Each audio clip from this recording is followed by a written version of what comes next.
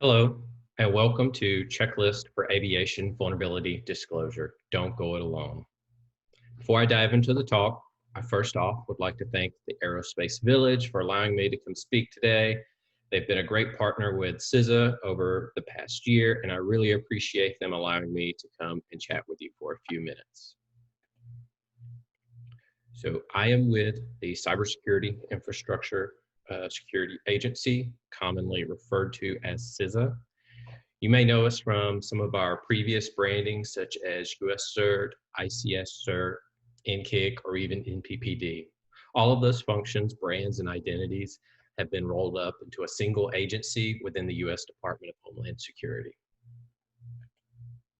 So what do we do?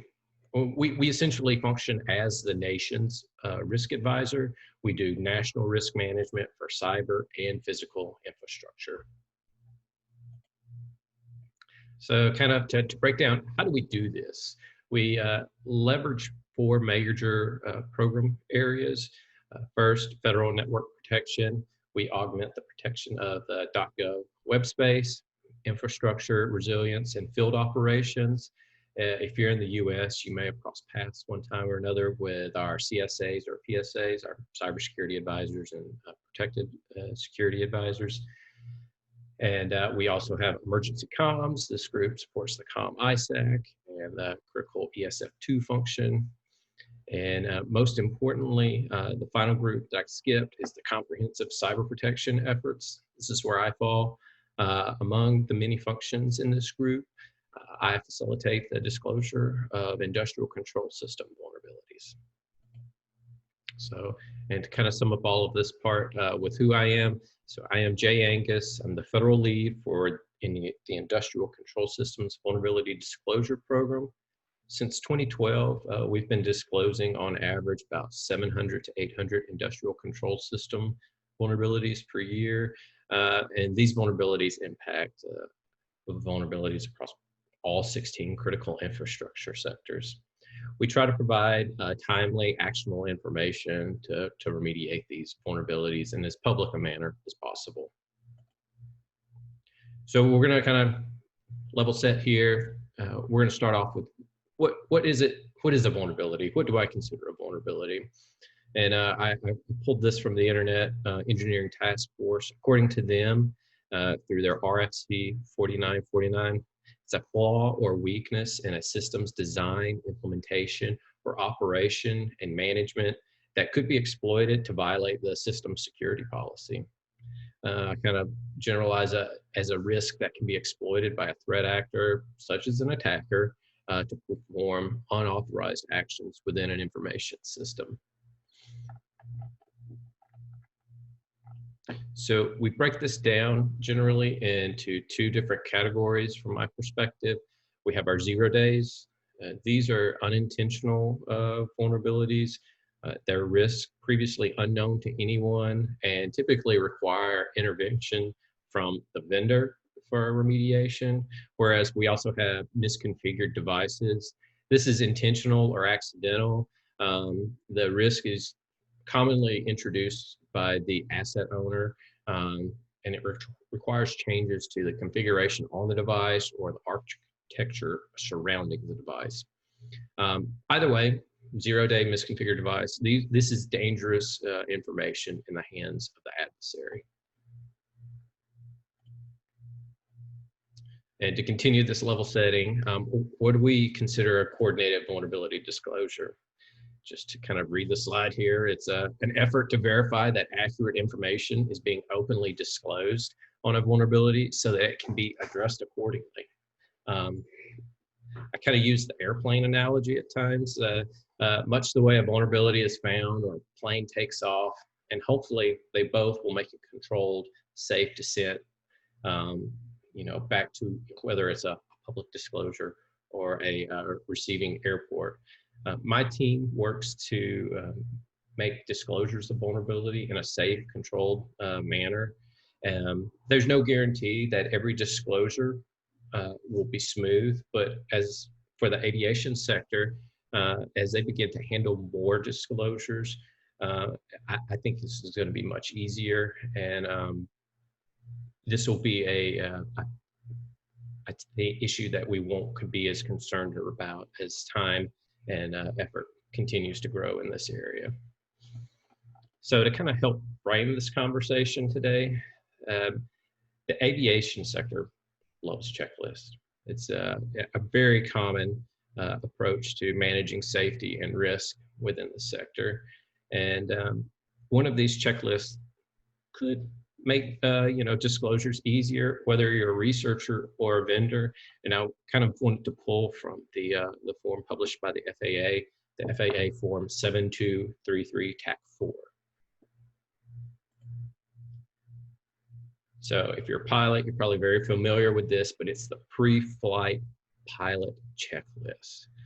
Looks like it collects a lot of information prior to takeoff, and hopefully I won't get too lost in the jargon here, but I'm going to break some of this down, compare it to vulnerability disclosure process, and see if we can find some parallels.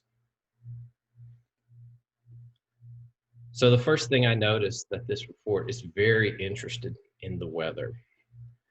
And what does the weather have to do with vulnerability to disclosure?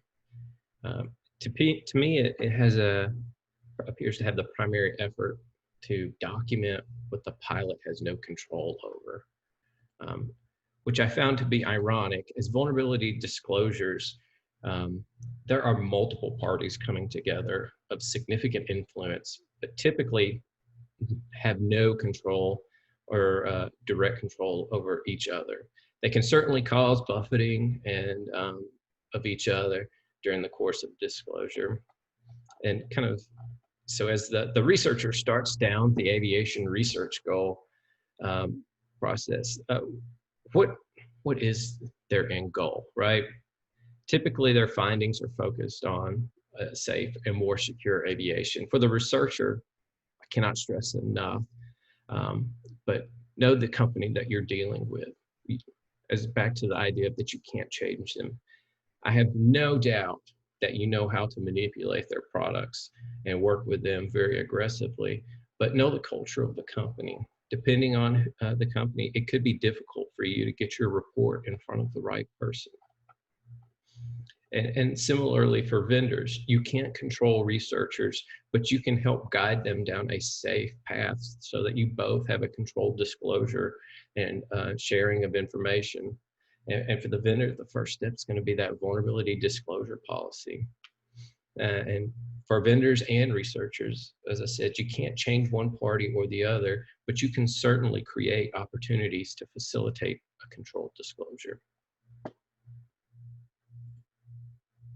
So as we continue down the checklist, winds aloft. So this is the part of the flight that should be the most straightforward. Cruising, we're cruising. Systems are communicating as intended and parties have acknowledged each other's presence. The researcher has begun divulging to the vendor their findings, and the vendor is reviewing the information. But we won't be here forever at this altitude.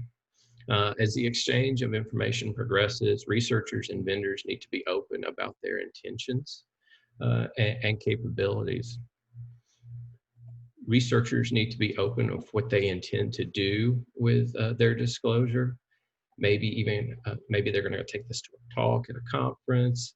Maybe they're just doing this as an act of goodwill and don't require public acknowledgement, such as CVEs or press releases.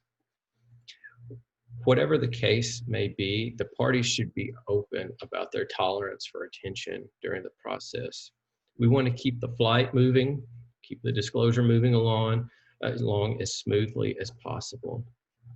To keep this portion of the disclosure smoothly moving, vendors need to be more open about the timelines about their product development life cycle. Offer up realistic timelines for remediation.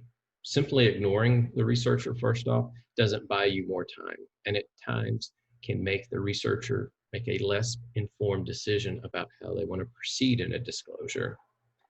Sometimes we don't need to dive into long protracted timeline for disclosures. So, and we kind of want to break that down a little bit into two different types of disclosures here. So for misconfigured devices, frequently focus on leaving the information with the vendor and a lot of times the asset owner under the expectation they'll remediate the finding. It's likely this type of disclosure is straightforward, relatively quick to resolve, and there's no space for a CVE assignment. But that being said, if you are having trouble getting someone's attention, we can help at CISA with that and making sure that the information is put in front of the right person. And I'll have my contact info later for that kind of disclosure. And then, so second, the other type of disclosure we're seeing for 0 days, you can expect that kind of a long protracted disclosure timeline for these. We've seen anywhere from 45 days for a typical IT vulnerability, and at times to a couple of years for operational technology. Try to find a happy medium here. Researchers should acknowledge the amount of time that they spent finding the vulnerability and expect lag in remediation from the vendor. It's particularly for aviation systems, as they have a much longer remediation process. A quote I hear sometimes from the aviation sector is it costs $1 million to update a line of code. Whether or not that's true, recognize there's great efforts that could be required to remediate a vulnerability. So here we are, I think one of my more important points for this discussion today. Who are you working with? So first off, I'll go ahead and list my favorite option, CISA. Our ICS Vulnerability Disclosure Program has been in place for 8 years now, and we've assisted with disclosure of thousands of vulnerabilities across all critical infrastructure sectors. Most importantly, as a CNA, we can assign CVEs to new vulnerabilities, assuming it's within scope, and doing so will assist with better identifying vulnerabilities in the future. So, and I've listed multiple entities here. All of these entities are more than happy to work with researchers, and I've seen them do so in definitely good faith.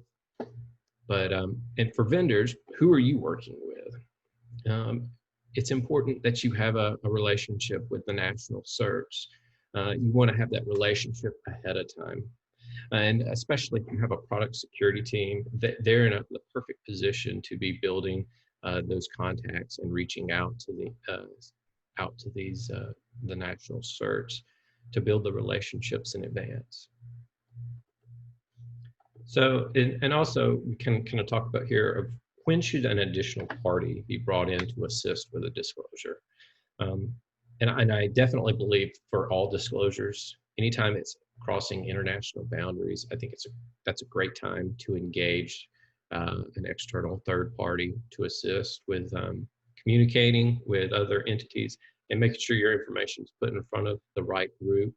And the other situation, obviously for this discussion, aviation disclosures should always have a trusted third party involved. I think these third parties add some oversight and an additional party to make sure that the correct stakeholders and asset owners are being notified. So hopefully, as discussed earlier, we've kind of talked around the factors. What does a landing look like for an aviation disclosure? Researchers, from my experience, want to be acknowledged publicly, privately, and want to see a fix for a vulnerability. At times, it is just that simple, and especially for misconfigured devices. Many times, vendors struggle with their own bureaucracy and lose valuable time arguing points of a disclosure rather than focusing on remediation. My opinion is we do not see enough aviation-specific vulnerabilities with CVEs being assigned. While I can appreciate the sensitivity of the sector, this quiet disclosure process can create digital debt that can come due over and over again as more researchers enter the sector and continue to have similar findings. While the quiet disclosure is a useful alternative, it will come with consequences over time.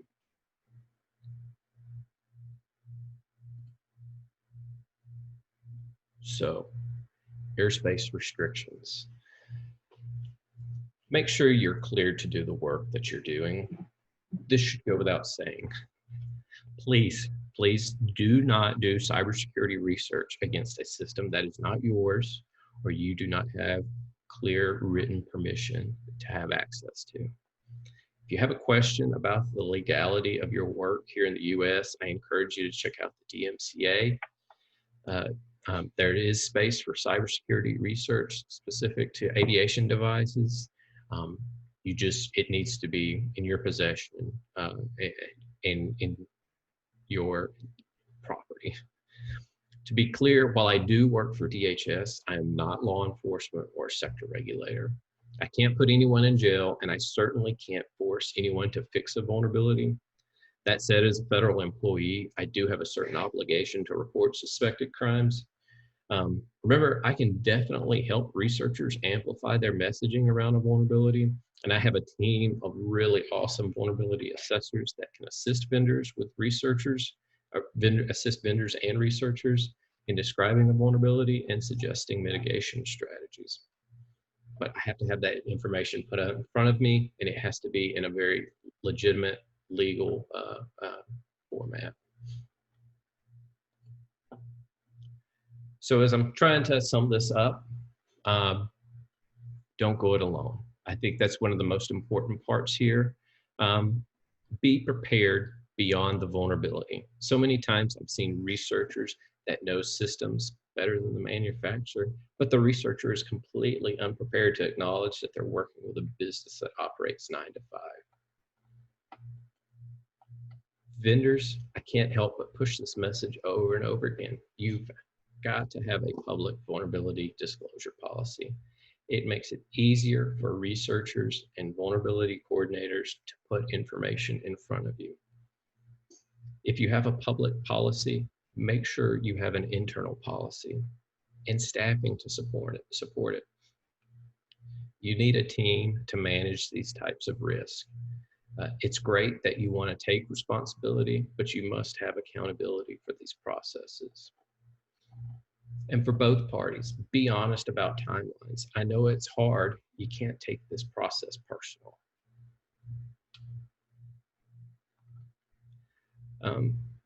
One item that I'd like to see more of is, I think, tabletop exercises specific to your organization's business model are important. They can help identify responsible personnel and develop policy in advance of a disclosure. And a great way to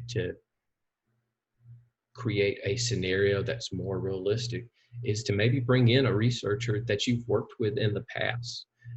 They probably have experience doing disclosures in a way that could be difficult for their experience, and bringing them in and seeing their expertise would be a huge opportunity for your organization to grow. So researchers and vendors, while you're working together, you need to be honest, again, about these timelines and plans for vulnerability. I really don't enjoy seeing researchers dropping 0 days to the internet, especially in the aviation sector, without a reasonable attempt to contact the company. But that just really doesn't build trust between the two parties in the long run. And I don't believe that it serves the greater good. And the same goes for vendors ignoring researchers. The lack of engagement doesn't build trust, and at times causes these uncontrolled disclosures to happen. Finally, have a plan tailored to your goals, vendor or researcher. Both parties in this disclosure should have a plan in place for the disclosure. And as always, CISA is here to help. We have a great deal of experience with this. We partner regularly with SEI, CertCC. We have direct access to the FAA. We partnered with the Aviation ISAC. And we also have our ACI program to support with disclosures. So if you have questions about disclosures, here's my contact information. Feel free to send me an email, and I will be in the chat box here after the presentation, answering some questions. If you have anything, I'd love to support your disclosures. Thank you.